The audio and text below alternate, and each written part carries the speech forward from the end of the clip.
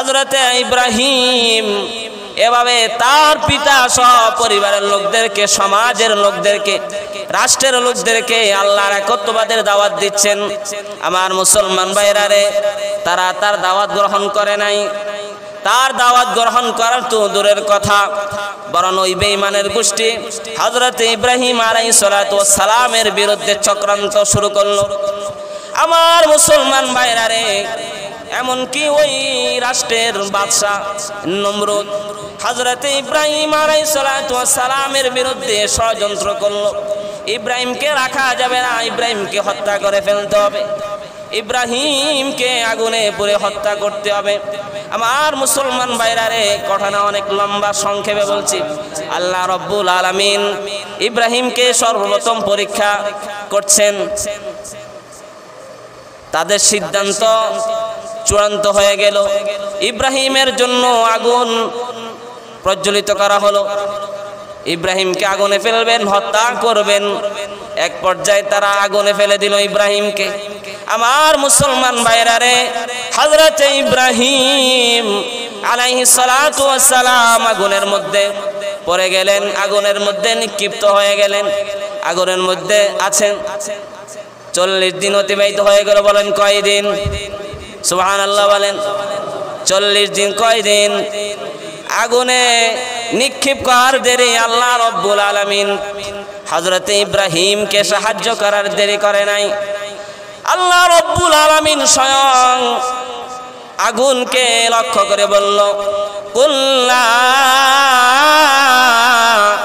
ইয়া নারু কুনি বারদাও ওয়া সালামান আলা ইব্রাহিম। বলেন সুবহানাল্লাহ।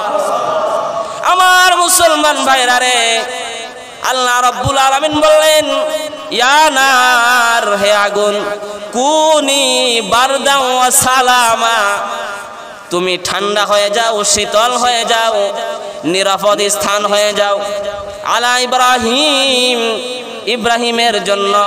আমার মুসলমান ভাইরা রে, আল্লাহ রাব্বুল আলামিন আদেশ করতে দেরি, আগুন ঠান্ডা হতে দেরি নাই। বলেন সুবহানাল্লাহ। আল্লাহ রাব্বুল আলামিন এটাই বলছেন, ওয়া ইয ইবতালা ইব্রাহিমা রাব্বুহু বিকালিমাতিন ফাআতাম্মাহুন। যখন ইব্রাহিমের পালনকর্তা ইব্রাহিমকে পরীক্ষা করেছিল, বিকালিমাত, এই কালিমাতের ব্যাখ্যা করতে গিয়ে বিভিন্ন মুফাসসিরিন কেরাম বিভিন্নভাবে ব্যাখ্যা করেছেন। তাফসীরে মাযহারিতে আল্লামা সানাউল্লাহ ফানুফুতি রহমতুল্লাহ আলাইহি বলেন, কালিমাত দ্বারা উদ্দেশ্য হলো 10টি পরীক্ষা। আবার কোন কোন মুফাসসিরিন কেরাম বলেছেন 30টি পরীক্ষা। আবার কোন কোন মুফাসসিরিন কেরাম কম বেশ বলেছেন। কালিমাত দ্বারা সার কথা হলো, উদ্দেশ্য হলো কিছু পরীক্ষা আল্লাহ রাব্বুল আলামিন ইব্রাহিম আলাইহিস সালাতু ওয়াস সালামকে করেছেন। ফাতাম্মাহুন, সব কোটি পরীক্ষায় হযরত ইব্রাহিম আলাইহিস সালাতু ওয়াস সালাম উত্তীর্ণ হয়েছেন। সুবহানাল্লাহ বলেন।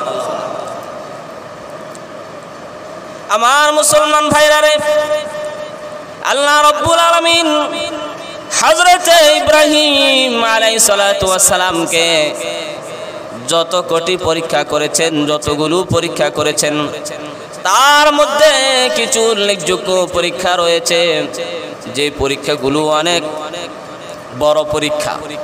সাধারণত কোন মুসলমানের দ্বারা এই পরীক্ষা উত্তীর্ণ হওয়া সম্ভব না, একমাত্র নবীদের দ্বারাই এই পরীক্ষাগুলোর মধ্যে উত্তীর্ণ হওয়া সম্ভব। হযরত ইব্রাহিম আলাইহিস সালাতু ওয়াস সালামকে আল্লাহ রাব্বুল আলামিন সর্বপ্রথম যে পরীক্ষাটা করেছেন, হযরত ইব্রাহিম আলাইহিস সালাতু ওয়াস সালাম দুনিয়াতে আসলেন, জন্মগ্রহণ করলেন, বড় হয়ে গেলেন। একদম সংক্ষেপে বলছি, কারণ বিস্তারিত আলোচনা করতে গেলে, একটা পরীক্ষা নিয়ে আলোচনা করতে গেলে দীর্ঘ সময় লাগবে। শুধু একটু টাচ দিচ্ছি। হযরত ইব্রাহিম আলাইহিস সালাতু ওয়াস সালাম নবুয়ত পাওয়ার পর তিনি তার সমাজের লোকদেরকে, রাষ্ট্রের লোকদেরকে পরিবারের লোকদেরকে তিনি একমাত্র আল্লাহর একত্ববাদের দাওয়াত দিচ্ছেন। এমনকি তার পিতাকে পর্যন্ত তিনি দাওয়াত দিয়েছেন। আল্লাহ রাব্বুল আলামিন সূরা আনআমের মধ্যে উল্লেখ করেছেন, وَإِذْ قَالَ إِبْرَاهِيمُ لِأَبِيهِ آزَرَ أَتَتَّخِذُ أَصْنَامًا آلِهَةً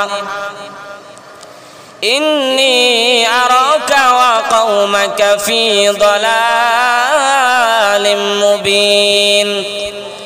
হযরত ইব্রাহিম আলাইহিস সালাতু ওয়াস সালাম তার পিতা আজরকে বললেন, ওগো আমার পিতা, وَإِذْ قَالَ إِبْرَاهِيمُ لِأَبِيهِ آزَرَ أَتَتَّخِذُ أَصْنَامًا آلِهَةً আপনি কি মূর্তিগুলোকে আপনি কি প্রভু হিসাবে মেনে নিয়েছেন? আপনি কি মূর্তিগুলোকে উপাস্য হিসাবে গ্রহণ করেছেন নাকি? আপনি একজন মানুষ, আপনি কাকে উপাস্য হিসাবে গ্রহণ করতেছেন? সেগুলো হলো মূর্তি, যে কথা বলতে পারে না, চলতে পারে না, নিজেই কিছু করতে পারে না। আপনি নিজের হাত দ্বারা মূর্তি বানিয়ে আবার সেই মূর্তিকে উপাস্য হিসাবে গ্রহণ করতেছেন। ইন্নী আরাকা ওয়া কওমাকা ফি দালালিম মুবিন, আমি আপনাকে এবং আপনার সম্প্রদায়ের লোকদেরকে স্পষ্ট গুমরাহির মধ্যে দেখতেছি। তার মানে আপনারা স্পষ্ট গুমরাহির মধ্যে রয়েছেন, আপনারা সঠিক পথ পান নাই। হযরতে ইব্রাহিম এভাবে তার পিতা সহ পরিবারের লোকদেরকে, সমাজের লোকদেরকে, রাষ্ট্রের লোকদেরকে আল্লাহর একত্ববাদের দাওয়াত দিচ্ছেন। আমার মুসলমান ভাইরা রে, তারা তার দাওয়াত গ্রহণ করে নাই। তার দাওয়াত গ্রহণ করার তো দূরের কথা, বরং ওই বেঈমানের গোষ্ঠী হযরত ইব্রাহিম আলাইহিস সালাতু ওয়াস সালামের বিরুদ্ধে চক্রান্ত শুরু করলো। আমার মুসলমান ভাইরা রে, এমনকি ওই রাষ্ট্রের বাদশা নমরুদ হযরত ইব্রাহিম আলাইহিস সালাতু ওয়াস সালামের বিরুদ্ধে ষড়যন্ত্র করলো। ইব্রাহিমকে রাখা যাবে না, ইব্রাহিমকে হত্যা করে ফেলতে হবে, ইব্রাহিমকে আগুনে পুড়ে হত্যা করতে হবে। আমার মুসলমান ভাইরা রে, ঘটনা অনেক লম্বা, সংক্ষেপে বলছি। আল্লাহ রাব্বুল আলামিন ইব্রাহিমকে সর্বপ্রথম পরীক্ষা করছেন। তাদের সিদ্ধান্ত চূড়ান্ত হয়ে গেল। ইব্রাহিমের জন্য আগুন প্রজ্বলিত করা হলো। ইব্রাহিমকে আগুনে ফেলবেন, হত্যা করবেন। এক পর্যায়ে তারা আগুনে ফেলে দিল ইব্রাহিমকে। আমার মুসলমান ভাইরা রে, হযরত ইব্রাহিম আলাইহিস সালাতু ওয়াস সালাম আগুনের মধ্যে পড়ে গেলেন, আগুনের মধ্যে নিক্ষিপ্ত হয়ে গেলেন। আগুনের মধ্যে আছেন। 40 দিন অতিবাহিত হয়ে গেল। বলেন কয় দিন? সুবহানাল্লাহ বলেন। 40 দিন কয় দিন? আগুনে নিক্ষেপ করার দেরি আল্লাহ রাব্বুল আলামিন হযরত ইব্রাহিমকে সাহায্য করার দেরি করে নাই। আল্লাহ রাব্বুল আলামিন স্বয়ং আগুনকে লক্ষ্য করে বলল, কুল্লা ইয়া নারু কুনি বারদাও ওয়া সালামান আলা ইব্রাহিম। বলেন সুবহানাল্লাহ। আমার মুসলমান ভাইরা রে, আল্লাহ রাব্বুল আলামিন বললেন, ইয়া নার, হে আগুন, কুনি বারদাও ওয়া সালামা, তুমি ঠান্ডা হয়ে যাও, শীতল হয়ে যাও, নিরাপদ স্থান হয়ে যাও আলা ইব্রাহিম, ইব্রাহিমের জন্য। আমার মুসলমান ভাইরা রে, আল্লাহ রাব্বুল আলামিন আদেশ করতে দেরি, আগুন ঠান্ডা হতে দেরি নাই। বলেন সুবহানাল্লাহ। আমার মুসলমান ভাইরা রে, ইব্রাহিম আলাইহিস সালাতু ওয়াস সালাম এইভাবে 40 দিন অতিবাহিত করলেন। 40 দিন পর তারা দেখলো তো ইব্রাহিমের কিছু হয় নাই, ইব্রাহিমের কিছু হয় না।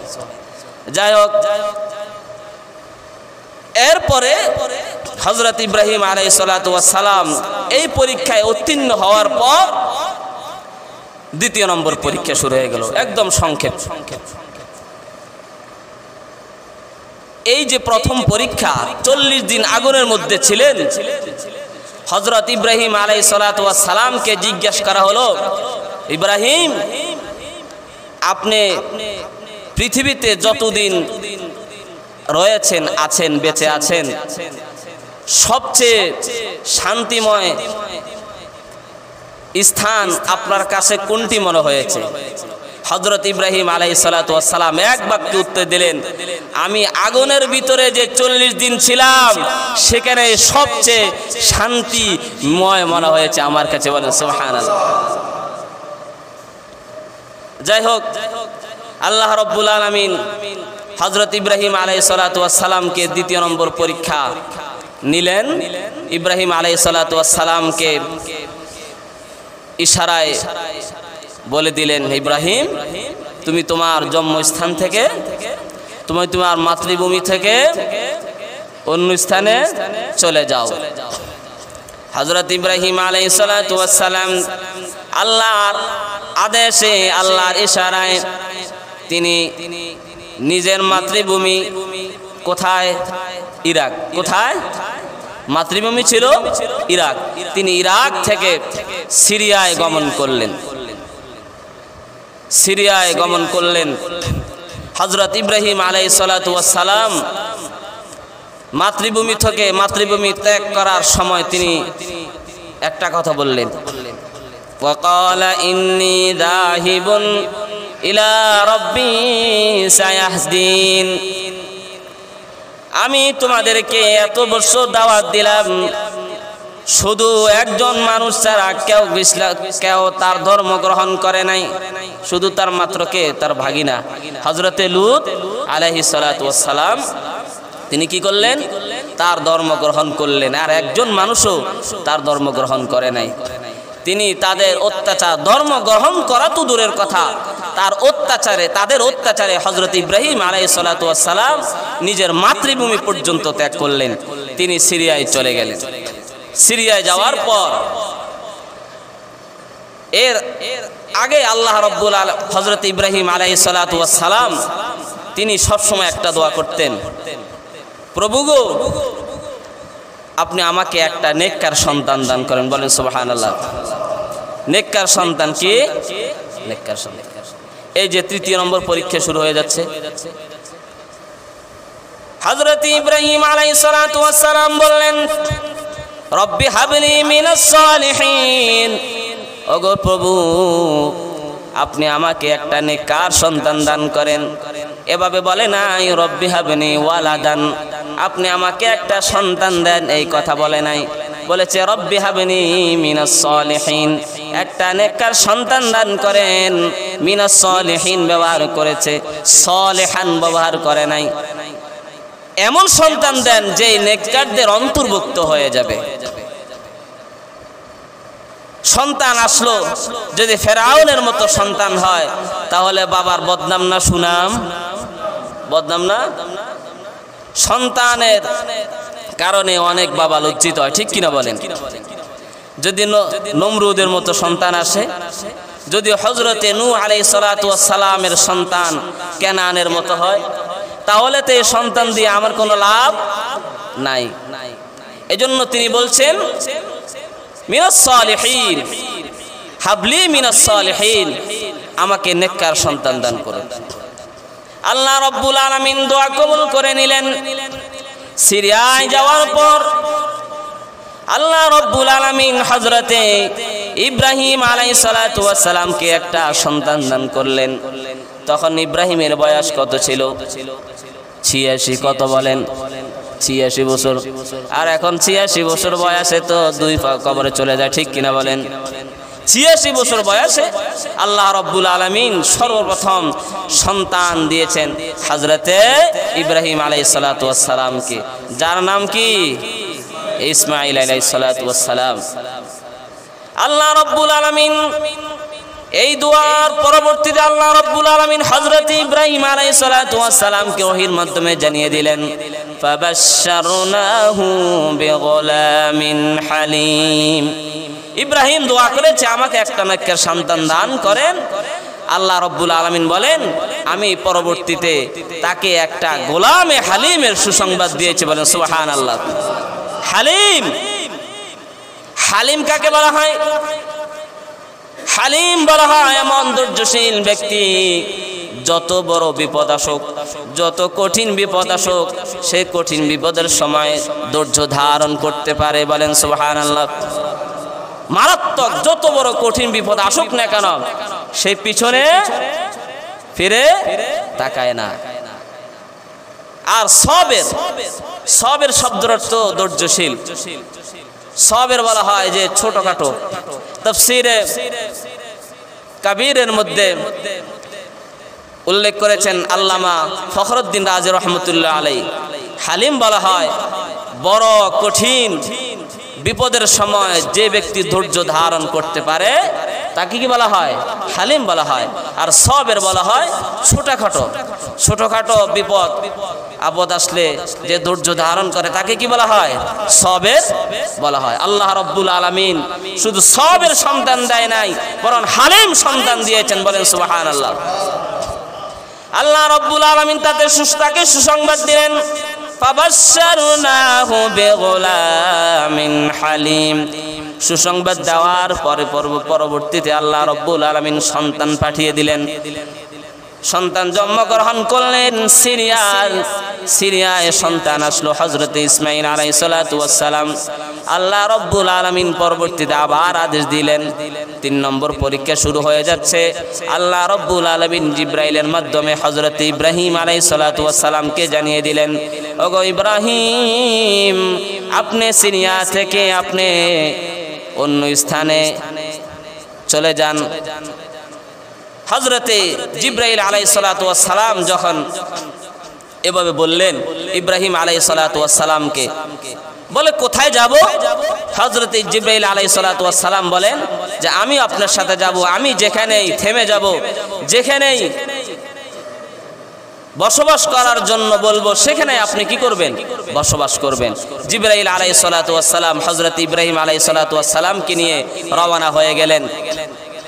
যখন মক্কা নগরে আসলো, মক্কার মরু প্রান্তর আসলো, তখন হযরত জিবরাইল আলাইহিস সালাতু ওয়াস সালাম বললেন এখানেই আপনি বসবাস করতে হবে, আপনি এখানেই বসবাস করুন।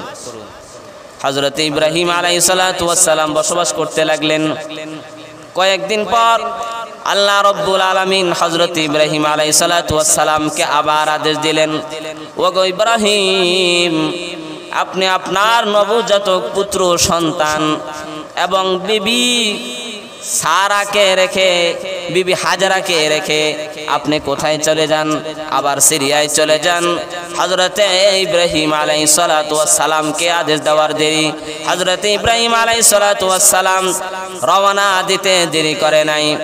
পিছন দিক থেকে হযরত হাজরা আলাইহিস সালাম বললেন, ওগো স্বামী, আপনি আপনার পুত্র নবজাতক সন্তানকে এবং আমাকে রেখে আপনি কোথায় চলে যাচ্ছেন? এটা এমন একটি স্থান, এমন একটি জায়গা যেখানে কোনো মানুষ নাই, পশু পাখি কিছুই নাই, খাবার নাই, পানি নাই, কোনো কিছুই নাই। হযরত ইব্রাহিম আলাইহিস সালাতু ওয়াস সালাম কোনো উত্তর দিচ্ছেন না। বারবার প্রশ্ন করার পর যখন হযরত ইব্রাহিম কোনো উত্তর দিচ্ছেন না, হযরত সারা আলাইহিস সালাতু ওয়াস সালাম বললেন, ওগো খলিলুল্লাহ, আপনি কি আল্লাহর আদেশে এখান থেকে চলে যাচ্ছেন নাকি? হযরত ইব্রাহিম আলাইহিস সালাতু ওয়াস সালাম সাথে সাথে ইশারা করে আল্লাহর আসমানের দিকে আঙ্গুল ইশারা করে বললেন, হ্যাঁ হ্যাঁ হ্যাঁ, আমি আল্লাহ রাব্বুল আলামিনের আদেশে আমি ইব্রাহিম মক্কা নগরী ছেড়ে আমি আবার সিরিয়ায় চলে যাচ্ছি। কেমন পরীক্ষা! 86 বছর পর একটা সন্তান আসছে, যে সন্তানের প্রতি কেমন দরদ, কেমন মায়া, ওই সন্তান এবং বিবিকে রেখে এমন স্থানে রেখে চলে যাচ্ছে যেখানে কোনো কি নাই, কোনো মানুষ পশু পাখি কিছুই নাই। আমার মুসলমান ভাইরা রে, ঘটনা অনেক লম্বা। এই যে 3 নম্বর পরীক্ষার কথা আল্লাহর নবী মুহাম্মদুর রাসূলুল্লাহ সাল্লাল্লাহু আলাইহি ওয়াসাল্লাম বুখারী শরীফের 3365 নম্বর হাদিসের মধ্যে উল্লেখ করেছেন। লম্বা ঘটনা পুরো পরিপূর্ণভাবে বলতে গেলে আমাদের যে মূল আলোচ্য বিষয় সেটা আমরা আলোচনা করতে পারবো না। যাই হোক, 3 নম্বর পরীক্ষার মধ্যে হযরত ইব্রাহিম আলাইহিস সালাতু ওয়াস সালাম উত্তীর্ণ হয়ে গেলেন, তিনি সিরিয়ায় চলে গেলেন। তবে মাঝে মাঝে হযরত ইব্রাহিম আলাইহিস সালাতু ওয়াস সালাম আল্লাহর আদেশে তিনি মাঝে মাঝে মক্কায় আসতেন, বিবিকে দেখে যেতেন এবং সন্তান ইসমাইলকেও দেখে যেতেন। যখন হযরত ইসমাইল আলাইহিস সালাতু ওয়াস সালামের বয়স, কোন কোন তাফসীরের কিতাবের মধ্যে আছে 9 বছর, কোন কোন তাফসীরের কিতাবের মধ্যে পাওয়া যায় 13, আবার কোন কোন মুফাসসিরিন কেরাম বলেছেন প্রাপ্তবয়স্ক 14-15 এরকম। যাই হোক, কোরআনের ভাষায় আল্লাহ রাব্বুল আলামিন বলেন, এই যে 4th নম্বর পরীক্ষা শুরু হয়ে যাচ্ছে, ফালাম্মা বালাগা মাআহু সা'য়া ক্বালা ইয়া বুনাইয়া ইন্নী আরা ফিল মানাম। আল্লাহ রাব্বুল আলামিন বলেন, যখন ইসমাইলের বয়স, যখন হযরত ইসমাইল আলাইহিস সালাতু ওয়াস সালাম তার বাবার সাথে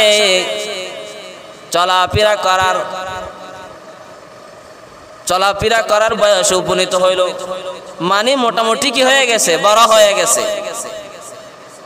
তখন আল্লাহ রাব্বুল আলামিন ইব্রাহিম আলাইহিস সালাতু ওয়াস সালামকে আরেকটা পরীক্ষা নিলেন।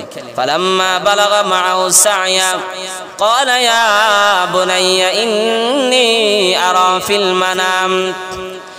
হযরত ইব্রাহিম আলাইহিস সালাতু ওয়াস সালাম হযরত ইসমাইল আলাইহিস সালাতু ওয়াস সালামকে বললেন, ওগো আমার সন্তান, ইয়া বুনাইয়া ইন্নী আরা ফিল মানাম, আমি স্বপ্নে দেখছিলাম আমি তোমাকে কি করি, জবাই করি।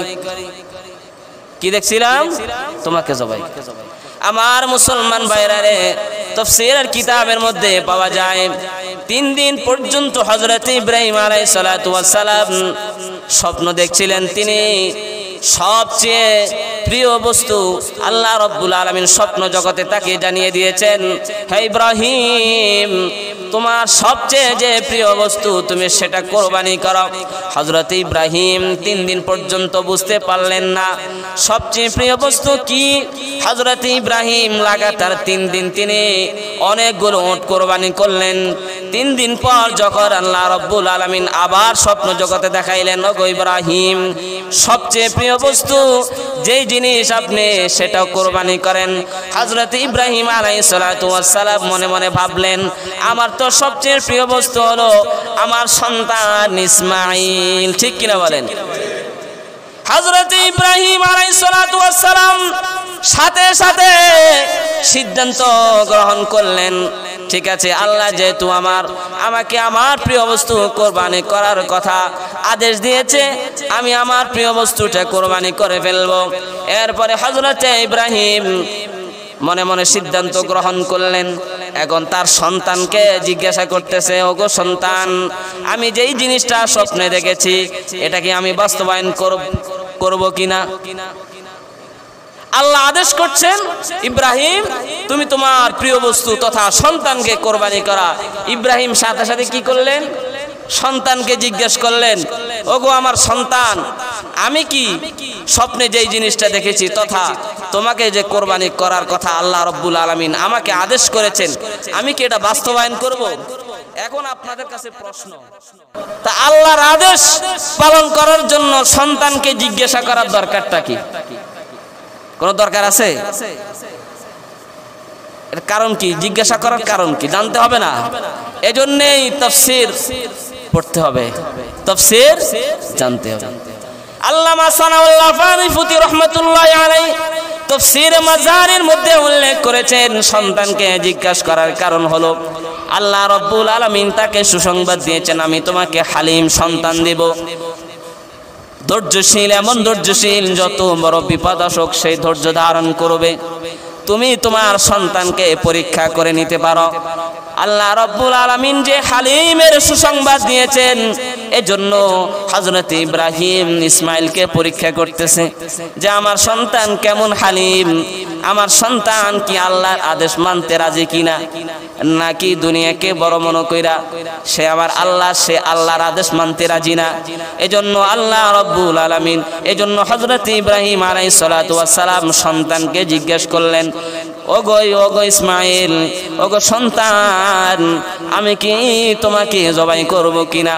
হযরত ইব্রাহিম ইসমাইলকে বলার দেরি, প্রশ্ন করার দেরি, হযরত ইসমাইল আলাইহিস সালাতু ওয়াস সালাম বললেন, ইয়া আবাতি ফাআল মা তুমার, ওগো আমার বাবা, আপনাকে যে আদেশ করা হয়েছে আপনি সেটা কি করেন, সাথে সাথে বাস্তবায়ন করেন। আপনারা বুঝবেন কিনা আল্লাহ ভালো জানে। আল্লাহর হযরত ইসমাইল আলাইহিস সালাতু ওয়াস সালাম কিভাবে উত্তর দিলেন, ইয়া আবাতি ফাআল মা তুমার, যে আদেশ করা হয়েছে। আল্লাহ রাব্বুল আলামিন তো ইসমাইলকে হযরতে ইব্রাহিমকে আদেশ করে না, আদেশ করছে না, স্বপ্ন জগতে দেখাইছে। স্বপ্ন জগতে দেখাইছে যে তিনি প্রিয় বস্তু কুরবানি করতেছে, আদেশ তো করে নাই। তো কেন বলছে মা তোমার, যেই জিনিস আপনাকে আদেশ করা হয়েছে? এই প্রশ্নের উত্তর হচ্ছে কারণ ইসমাইল এমন সন্তান, এমন সালেহ সন্তান, এমন হালিম সন্তান, তিনি পরবর্তীতে নবী হবেন। আর যে নবী হবে তার ভিতরে আল্লাহ রাব্বুল আলামিন এমন জ্ঞান দান করেছেন যে যা সাধারণ মুসলমানের ভিতরে সে জ্ঞান নাই। কারণ ইসমাইল আলাইহিস সালাতু ওয়াস সালাম তিনি জানেন যে ইব্রাহিম আলাইহিস সালাতু ওয়াস সালামকে যে আল্লাহ রাব্বুল আলামিন স্বপ্ন জগতে দেখাইছেন যে তিনি তার প্রিয় বস্তু কুরবানি করছেন। স্বপ্নটা নবীদের স্বপ্নটা কি? ওহী। নবীদের স্বপ্নটা কি? সরাসরি আল্লাহর স্বপ্ন জগতে যা দেখানো হয় তার মানে কি? এটা কেমন যেন আল্লাহ রাব্বুল আলামিন সরাসরি আদেশ করেছেন। ইসমাইল এটা তিনি জানেন, এজন্য বলছে মা তোমার। এরপরে হযরত ইসমাইল আলাইহিস সালাতু ওয়াস সালাম বলেন, সাতাজিদুনি ইনশাআল্লাহু মিনাস সাবিরিন। আমার মুসলমান ভাইরা রে, হযরত ইসমাইল আলাইহিস সালাতু ওয়াস সালাম বললেন, ওগো আমার পিতা, আপনি মনে করেন না যে আমি ঘাবড়ে যাব, আমি ভয় পেয়ে যাব। আপনাকে আল্লাহ রাব্বুল আলামিন যেভাবে আদেশ করেছেন সে আদেশ আপনি পালন করুন। আমি ইসমাইলকে আপনি ধৈর্যশীল হিসাবে পাবেন। সুবহানাল্লাহ। সালেহীন বলেছে। এই যে সময় শেষ, কেমনে যে কথাগুলা বলে আপনাদেরকে ব্যাখ্যা করলে কিছু পাওয়া যায়। সাতাজিদুনি ইনশাআল্লাহু মিনাস সাবিরিন।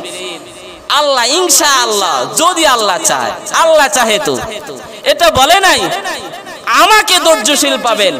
আল্লাহর উপর তিনি এই কথাটাকে সর্বপ্রথম সফর্দ করে দিয়েছেন। সুবহানাল্লাহ বলেন। দ্বিতীয় নম্বর, মিনাস সালিহিন। সালেহ শব্দের অর্থ, সালেহ মানে হলো এক বচন, একজন ভালো লোক।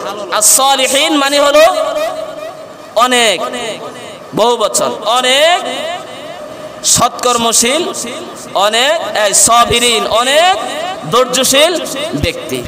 তিনি বলেছেন আপনি আমাকে ধৈর্যশীলদের অন্তর্ভুক্ত হিসাবে পাবেন। বলেন সুবহানাল্লাহ।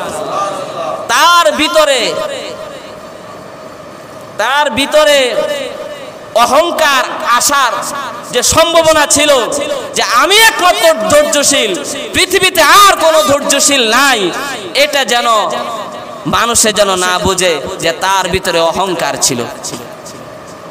এজন্য তিনি বলেছেন আমার মতো আরো ধৈর্যশীল পৃথিবীতে ছিল, আসতে পারে, আমি তাদের মধ্যে একজন। নিজের ভিতরে যে অহংকার আসার যে সম্ভাবনা ছিল সেটা তিনি সাথে সাথে উড়িয়ে দিলেন। বলেন সুবহানাল্লাহ।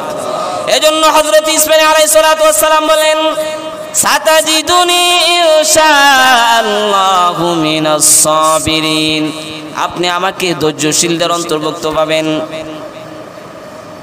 আমার মুসলমান ভাইরা, এরপরে আল্লাহ রাব্বুল আলামিন বলেন, ফালাম্মা আসলামা ওয়া তাল্লাহু লিল জাবিন। যখন উভয় সম্মত হয়ে গেল, বাবা তার সন্তানকে জবাই করার জন্য প্রস্তুতি গ্রহণ করলো, আর সন্তান গন্ডার দেওয়ার জন্য সম্মত হয়ে গেল।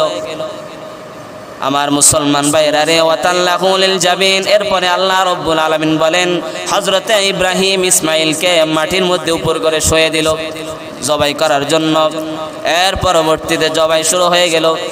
এখানে মাঝখানে আল্লাহ রাব্বুল আলামিন কিছু আলোচনা করে নাই, কারণ যে মেন যে উদ্দেশ্য সেটা হলো যে আমাদেরকে বোঝানো যে আমি ইব্রাহিম আলাইহিস সালাতু ওয়াস সালামকে কেমন পরীক্ষা করেছিলাম সন্তানের মাধ্যমে। যে সন্তান একমাত্র তার প্রিয় ছিল, সে সন্তানকে সেই জবাই করার জন্য একদম প্রস্তুতি গ্রহণ করলো, এমনকি সে সন্তানকে উপর করে শুয়ে দিল এবং জবাই করা শুরু করলো। পরবর্তীতে আল্লাহ রাব্বুল আলামিন হযরত ইব্রাহিম আলাইহিস সালাতু ওয়াস সালামকে ডাক দিয়ে বললেন, ক্বাদ সাদ্দাকতার রুয়া ইন্না কাযালিকা নাজিজিল মুহসিনিন। ওগো ইব্রাহিম। এরপরে হযরত ইব্রাহিম আলাইহিস সালাতু ওয়াস সালামকে বললেন, ওয়া নাদাইনাহু ইয়া ইব্রাহিম। আমি ইব্রাহিমকে ডাক দিয়ে বললাম ওগো ইব্রাহিম, ক্বাদ সাদ্দাকতার রুয়া, আপনি আপনার স্বপ্ন বাস্তবায়ন করেছেন, আপনি আপনার স্বপ্ন বাস্তবায়ন করেছেন। ইন্না কাযালিকা নাজিজিল মুহসিনিন, আমি এইভাবে যারা সৎকর্মশীল তাদেরকে পরীক্ষার মাধ্যমে তাদেরকে আমি উত্তীর্ণ করি। বলেন সুবহানাল্লাহ। ইন্না হাযা লাহুল বালাউল মুবিন। এটা সাধারণ কোনো বিষয় নয়, এটা সাধারণ কোনো ঘটনা নয়, এটা সাধারণ কোনো ইতিহাস নয়, এটা সাধারণ কোনো ইতিহাস নয়। ইন্না হাযা লাহুল বালাউল মুবিন, এটা হলো স্পষ্ট একটা পরীক্ষা।